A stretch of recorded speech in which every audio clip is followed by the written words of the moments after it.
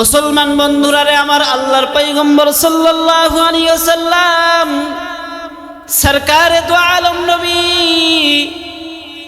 মুহাম্মদুর রাসূলুল্লাহ সাল্লাল্লাহু আলাইহি ওয়াসাল্লাম নবী সাহাবায়ে কেরামদেরকে বললেন, ও আমার সাহাবীরা, তোমাদের মধ্যে কে আছো? আমি রাসূল আজকে তোমাদের জন্য কিছু নসিহত করব।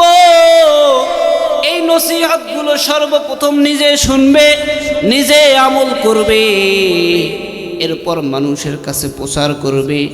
আল্লাহর পয়গম্বর যখন এই ঘোষণা দিয়েছেন, সাহাবায়ে কেরামের মধ্যে ছিলেন হযরত আবু হুরায়রা রাদিয়াল্লাহু তাআলা আনহু। হযরত আবু হুরায়রা রাদিয়াল্লাহু তাআলা আনহু হাত উঠায় বলতেছে, ওগো সরকার, ওগো রাসূল, আমি আবু হুরায়রা এই মুহূর্তে প্রস্তুত। আপনি রাসূল যেই নসিহতগুলো করবেন আমি সর্বপ্রথম নিজে আমল করব, অপরের মাঝে পৌঁছায়া দিব। সুবহানাল্লাহ বলেন। মুসলমান বন্ধুরা রে আমার, আল্লাহর পয়গম্বর আবু হুরায়রাকে বললে, আবু হুরায়রা আসো, আমার কাছে আসো। আল্লাহর পয়গম্বর আবু হুরায়রার হাত ধরলেন, একটা একটা করে আঙ্গুল গণনা করতেছেন, আর আবু হুরায়রাকে 5টা নসিহত করলেন। কয়টা? আরো জোরে বলেন, কয়টা?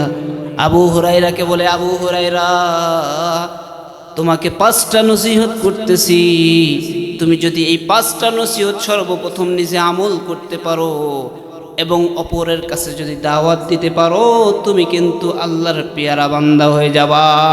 সুবহানাল্লাহ বলেন। আমরা আল্লাহর পেয়ারা বান্দা হতে চাই কিনা? কথা বলেন, চাই কিনা? আমরাও আল্লাহর পেয়ারা বান্দা হইতে চাই। তাহলে কি কি নসিহত, এগুলো শুনবেন না ভাগবেন? কি শুনবেন তো? কথা বলেন না, শুনবেন তো ইনশাআল্লাহ। মুসলমান বন্ধুরা রে আমার, আল্লাহর পয়গম্বর সাল্লাল্লাহু আলাইহি সাল্লাম আবু হুরায়রার একটা আঙ্গুল ধরে সর্বপ্রথম যেই নসিহতটা করলেন, আবু হুরায়রা, ইত্তাকিল মাহারিমা তাকুন আ'বাদান নাস। মুসলমান বন্ধুরা রে আমার, আল্লাহর পয়গম্বর সাল্লাল্লাহু আলাইহি সাল্লাম আবু হুরায়রাকে সর্বপ্রথম নসিহত করলেন, আবু হুরায়রা রে, গুনাহ থেকে বিরত থাকো, গুনাহ পরহেজ করো, গুনাহ থেকে দূরে থাকো, আল্লাহর পেয়ারা বান্দা হয়ে যাও। সর্বপ্রথম নসিহত হলো সর্বপ্রকার গুনাহ থেকে বিরত থাকতে হবে। যদি আমি গুনাহ থেকে বিরত থাকতে পারি, আমি আল্লাহর পেয়ারা বান্দা হতে পারবো। কথা বলেন ঠিক কি? শুধু তাই নয়, যদি কোনো বান্দা যদি গুনাহ থেকে বিরত থাকার নিয়ত করে, এরাদা করে, আল্লাহ তাআলা তাকে মুস্তাজাবুদ দাওয়া বানায় দেয়। সুবহানাল্লাহ বলেন। মুস্তাজাবুদ দাওয়া অর্থ আল্লাহ তাআলার কাছে দোয়া করলে আল্লাহ তাআলা ওই বান্দার দোয়া কবুল করে নেয়। সুবহানাল্লাহ বলেন। মুসলমান বন্ধুরা রে আমার, এই কারণেই হাদিসুল গার শিরোনামে বুখারী শরীফের মধ্যে হাদিস রিওয়ায়াত হয়েছে। বুখারী শরীফের মধ্যে হাদিস আছে, হাদিসুল গার শিরোনামে আল্লাহর পয়গম্বর সাল্লাল্লাহু আলাইহি ওয়াসাল্লাম উম্মতদেরকে, তার সাহাবায়ে কেরামদেরকে এই কথা বলে বুঝাইলেন, তোমরা যখন মুসিবতের মধ্যে পড়বে, সাহাবায়ে কেরাম, তোমরা যদি কোনো গুনাহ থেকে বিরত থাকার ওসিলা দিয়ে আল্লাহর কাছে যদি দোয়া করতে পারো, এই ওসিলায় আল্লাহ তোমাদের দোয়া কবুল করবেন। সুবহানাল্লাহ বলেন। মুসলমান বন্ধুরা আমার, হাদিসুল গার শিরোনামে হাদিস এসেছে, বনি ইসরায়েলের 3 জন ব্যক্তি মুসিবতের মধ্যে পড়েছে। আমরাও মুসিবতের মধ্যে পড়ি কিনা? কথা বলেন, পড়ি কিনা? আমরা মুসিবতের মধ্যে পড়লে নেতার কাছে দৌড়াই। কথা বলেন ঠিক কিনা? আমরা মুসিবতের মধ্যে পড়লে দৌড়াই আগে নেতার কাছে, অমুকের কাছে, তমুকের কাছে। কিন্তু সাহাবায়ে কেরাম মুসিবতের মধ্যে পড়লে সর্বপ্রথম আল্লাহর দরবারে যাইতেন। সুবহানাল্লাহ। আমরা উল্টা, এই জন্য আমাদের কাজ হয়। কথা বলেন ঠিক? জুতা ক্ষয় যায় কিন্তু ফলাফল আসে না। কথা বলেন ঠিক কিনা? মুসলমান বন্ধুরা আমার, আমরাও মুসিবতের মধ্যে পড়ি। পুরা বিশ্বের সমস্ত মুসলমানরা মুসিবতের মধ্যে পড়ে যায়। এই মুসিবত থেকে পরিত্রাণ পাওয়ার মাধ্যম হলো দোয়া। যদি কোনো মুসলমান যদি মুসিবতের মধ্যে পড়ে আর আল্লাহ তাআলার কাছে যদি দোয়া করে, পৃথিবীর কোনো মানুষ তার উপকার করতে না পারলেও কিন্তু আল্লাহ তাআলা মুসিবত দূর করে দিবেন। কথা বলেন ঠিক কিনা?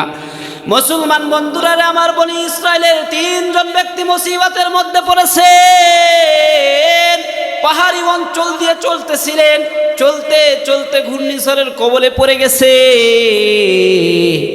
এক পর্যায়ে তারা এক গর্তের মধ্যে আশ্রয় নিয়েছে, কিন্তু ঘূর্ণিঝড়টা এত প্রবল ছিল, পাহাড়ের চূড়া থেকে একটি বড় বিশাল পাথর গড়তে গড়তে তারা 3 জন যেই গুহার মধ্যে আশ্রয় নিয়েছে, ঠিক সেই গুহার মধ্যে এসে পাথরটা আটকে গেছে।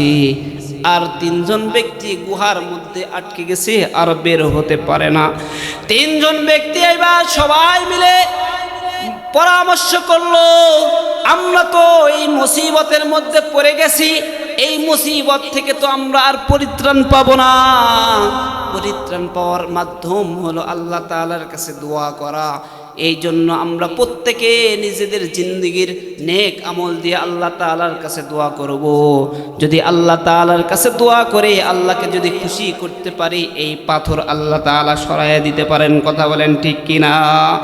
মুসলমান বন্ধুরা আমার, তারা 3 জন ব্যক্তি চিন্তা করলো, আমাদের গায়ে তো এত শক্তি নাই যে পাথরটাকে আমরা সরাইয়া দিব, কিন্তু আমাদের যেই রব আসমান সৃষ্টি করেছেন, জমিন সৃষ্টি করেছেন, বলেন তো সেই রবের ক্ষমতা আছে না নাই? এই জন্যই তো কবি বলেন, কাদেরে কুদরত দারি, কাদেরে কুদরত দারি, গরচে খাই আপনি মুর্দারা তো জান বখশি, জিন্দারা বেজা কুরি। আল্লাহু আকবার বলে। আল্লাহ তাআলা তো এত বড় শক্তিশালী, মহাপরাক্রমশালী আল্লাহ, যিনি মৃত্যু ব্যক্তিকে জীবিত করতে পারেন, আবার জীবিত ব্যক্তিকে মৃত্যু দান করতে পারেন। কথা বলেন ঠিক? মুসলমান বন্ধুরা রে আমার, তারা 3 জন ব্যক্তি মিলে এবার পরামর্শ করলো, ঠিক আছে, আমাদের হায়াতের জিন্দেগির এমন কোন নেক আমল যদি থাকে, যে নেক আমলটা ভালো, আমাদের জিন্দেগির মধ্যে এমন কোন নেক আমল থাকলে আমরা এই নেক আমল দিয়ে আল্লাহর কাছে দোয়া করব। ঠিক আছে, ঠিক আছে। প্রথম ব্যক্তিকে বললো, তাহলে ভাই সর্বপ্রথম আপনি রবের কাছে দোয়া করেন। প্রথম ব্যক্তি আসমানের মালিক আল্লাহর কাছে হাত উঠায়া আল্লাহকে বলতেছে, ও আল্লাহ, জিন্দেগিতে তেমন কোনো নেক আমল করতে পারি নাই রে আল্লাহ, কিন্তু আমার যতদূর স্মরণ হয়, আমি আমার জীবনে কোনোদিন আমার মা বাবাকে কষ্ট দেই নাই। আমি তো ছাগলের রাখাল ছিলাম, বকরি চড়াইতাম, প্রত্যেক দিন সন্ধ্যাবেলায় বকরির দুধ দহন করে সর্বপ্রথম আমি আমার বৃদ্ধা মা বাবাকে খাওয়াইতাম। তাদেরকে না খাওয়ানো পর্যন্ত আমি কিন্তু পান করতাম না রে আল্লাহ। একদিনের ঘটনা, সন্ধ্যাবেলায় দুধ দহন করায় আসার পর দেখি আমার মা বাবা ঘুমের ঘরে চলে গেছে।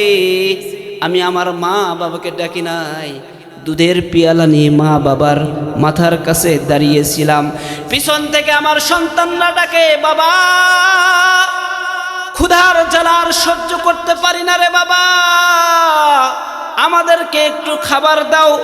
ওগো আসমানের মালিক আল্লাহ, আপনি সাক্ষী, সেই দিনও কিন্তু আমি আমার সন্তানকে খাবার দেই নাই, আমার বৃদ্ধা মা বাবাকে প্রাধান্য দিয়েছি। ওগো আসমানের মালিক আল্লাহ, এই কাজটা যদি আপনার পছন্দ হয়, এই কাজের ওসিলায় পাথরটাকে একটু সরায়া দেন। আল্লাহু আকবার বলে। হাদিসুল গার শিরোনামে এই হাদিসের মধ্যে বলেন, লেখছেন যে কিছুক্ষণ পর যখন এইভাবে দোয়া করেছে, পাথরটা একটু সরে গেছে। সুবহানাল্লাহ বলবেন না? পাথরটা একটু সরে গেছে। মুসলমান ভাইরা আমার, মনে রাখবেন, বনি ইসরায়েলের 3 জন ব্যক্তি গর্তের মধ্যে আছে, পাথরটা একটু সরে গেছে, এখন সূর্যের আলো দেখা যায় কিন্তু বের হতে পারেন না। মুসলমান বন্ধুরা আমার, বাকি আলোচনা করব ইনশাআল্লাহ। এখন আসেন, আল্লাহর পয়গম্বর আবু হুরায়রার হাত ধরে বলতেছেন, আবু হুরায়রা রে, 5টা নসিহত। 1 নাম্বার হলো, যখন যেখানেই থাকো না কেন ভয় করতে হবে একজনকে, তিনি কে? ইত্তাকিল মাহারিমা তাকুন আবাদান নাস। আবু হুরায়রার প্রথম আমল হলো আল্লাহকে ভয় করো, গুনাহ বর্জন করো, আল্লাহর পেয়ারা হয়ে যাও। 2 নম্বর নসিহত, আল্লাহর পয়গম্বর সাল্লাল্লাহু আলাইহি ওয়াসাল্লাম আবু হুরায়রাকে বলতেছে, আবু হুরায়রা তোমার জন্য 2 নম্বর নসিহত হলো, রে আবু হুরায়রা, ওয়ারযা বিমা কসামাল্লাহু লাকা তাকুন আগনান নাস। ভাগ্যের মধ্যে যা আছে, তকদিরে যা আছে, তকদিরকে কিন্তু কখনো গালি দিবা না। তোমার ভাগ্যের মধ্যে যা আছে, তোমার কপালে যা আছে, তা নিয়ে তুমি সন্তুষ্ট থাকবা। মুসিবতের মধ্যে পড়লেও কিন্তু আল্লাহকে গালি দিবা না। কষ্টের মধ্যে থাকলেও আল্লাহকে গালি দিবা না। সুখে থাকলেও কিন্তু আল্লাহকে গালি দিবা না। সব সময় আল্লাহর সিদ্ধান্তের উপর তুমি কিন্তু সন্তুষ্ট থাকবা। আল্লাহর ফয়সালা আর সিদ্ধান্ত উপর, তাকদীরের উপর সন্তুষ্ট থাকা 2 নম্বর নসিহত। আমাদের সমাজের মানুষ আমরা কিন্তু আল্লাহর ফয়সালার উপর সন্তুষ্ট না। কথা বলেন ঠিক? আমাদের সমাজের কোনো মানুষের কারো যদি একমাত্র কলিজার টুকরা সন্তান মারা যায়, তখন আমাদের জবান দিয়ে এমন কথা বের হয়, আল্লাহ মনে হয় আমাকে, আমার সন্তান ছাড়া আর কাউকে দেখে না। নাউজুবিল্লাহ বলেন। এমন কথা বলে কিনা? কথা বলেন, এমন কথা বলে কিনা? দোকানদার, ব্যবসায়ী, ব্যবসার মধ্যে নোকসান হয়ে গেছে, ক্ষতি হয়ে গেছে, বলে আল্লাহ মনে হয় শুধু আমারই দেখে। কথা বলেন ঠিক? মুসলমান বন্ধুরা রে আমার, আল্লাহর পয়গম্বর বলেন, আবু হুরায়রা তোমার জন্য 2 নম্বর নসিহত হলো, রে আবু হুরায়রা তুমি কিন্তু তাকদীরকে গালি দিবা না। তাকদীরে যা আছে, আল্লাহ তাআলা যা ফয়সালা করবেন তার মধ্যেই কিন্তু তুমি সন্তুষ্ট থাকবা। বিশেষ করে আমাদের সমাজের মহিলারা কিন্তু মুসিবতের মধ্যে পড়লে আল্লাহকে গালি দেয়। কথা বলেন ঠিক কিনা? আমাদের সমাজের মহিলারা একটু মুসিবতের মধ্যে পড়েছে, সন্তান মারা গেছে, অধৈর্য হয়ে গিয়ে আল্লাহকে গালি দেয়। না না না না না, এই মাইকের আওয়াজ যতদূর পর্যন্ত যায়, আমার মা বোনেরা যারা কথাগুলো শুনেন, মা খবরদার, খবরদার, আল্লাহকে কিন্তু গালি দেওয়া যাবে না। আল্লাহকে গালি দেওয়া যাবে না। আগের জামানার মুসলমানরা, আগের জামানার সাহাবায়ে কেরামরা, তিনারা কেমন তাকদীরের উপর তিনারা কেমন আস্থা ছিল, তিনারা কেমন বিশ্বাস করতেন। তারা তাকদীরকে, তারা মুসিবতের মধ্যে পড়লেও আল্লাহকে গালি দেয় না, সুখে থাকলেও আল্লাহকে গালি দিত না। কারণ মুসিবতের পিছে পিছে রহমত পাঠায়া দেন একজন, তিনি কি? আরো জোরে বলেন, তিনি কি? মুসলমান বন্ধুরা রে আমার, আল্লাহর পয়গম্বর সাল্লাল্লাহু আলাইহি সাল্লাম বলেন, ও আমার সাহাবীরা, তোমাদের কারো উপর যদি মুসিবত আসে, মনে রাখবা এই মুসিবতের পিছে পিছে কিন্তু আল্লাহর রহমত আসে। যার উপরে যত বেশি আল্লাহ তাআলার মহব্বত, তার উপর কিন্তু আল্লাহ তাআলা তত বড় মুসিবত দান করেন। সাহাবায়ে কেরামদের মধ্যে একজন সাহাবী, আল্লাহর পয়গম্বর সাল্লাল্লাহু আলাইহি ওয়াসাল্লামের সাহাবী, নতুন বিবাহ করেছেন। আল্লাহর পয়গম্বর সাল্লাল্লাহু আলাইহি ওয়াসাল্লাম সাহাবী, আল্লাহর পয়গম্বর সাল্লাল্লাহু আলাইহি সাল্লামের উপর কেমন রাজি খুশি।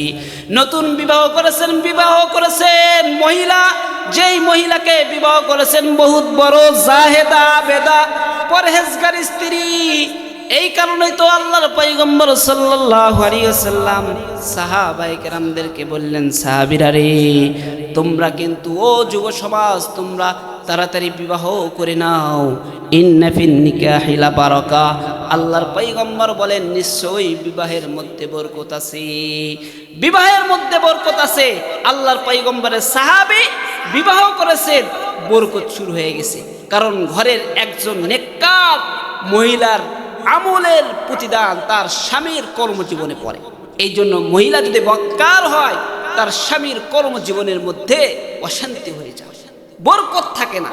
এই জন্য আমাদের সমাজের মা বোনরা যারা স্বামীর অনুপস্থিতিতে যারা স্বামীর খেয়ানত করে, তাদের সংসারে বরকত থাকে।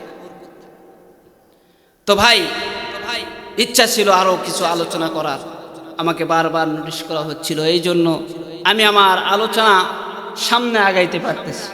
তো এই জন্য ইনশাল্লাহ যদি কখনো কোনো দিন যদি আবার সুযোগ হয়, ইনশাল্লাহ সময় যেহেতু সংক্ষেপ, আরও আমাদের ওয়াইজিন আছে, তো আমি আমার আলোচনা, আপনারা কেউ মন খারাপ করবেন না, আমি আমার পয়েন্ট যেগুলো